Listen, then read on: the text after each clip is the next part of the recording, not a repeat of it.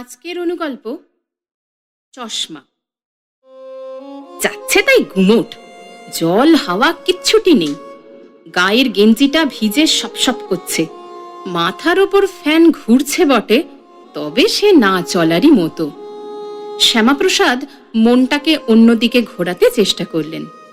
খুব বিরক্তি লাগলে তিনি করুণার কথা ভাবেন। সিলিংয়ে তাকিয়ে বউয়ের হাতের পুঁই চচ্চড়ি, সিন্নি মাখা সন্ধেবাতির দিনগুলোই ভাবছিলেন।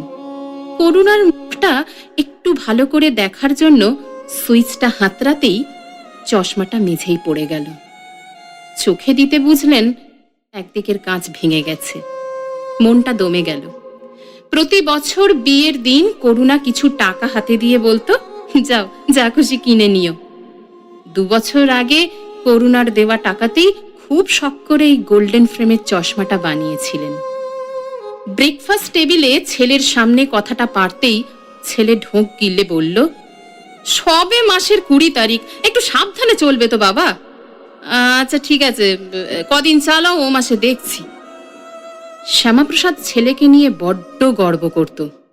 তার ছেলে যা রোজগার করে তাতে টানাটানি হবার কথাই নয়। শ্যামাপ্রসাদ জানত বৌমা বিবাহবার্ষিকীতে একটা হীরের আংটি চেয়েছে, তাই হয়তো তাকে একটা চশমার জন্য সামনের মাস পর্যন্ত অপেক্ষা করতে হবে। চশমা ছাড়াই আজ শ্যামাপ্রসাদ নিজের ভবিষ্যৎটা ভীষণ স্পষ্টভাবে দেখতে পাচ্ছে।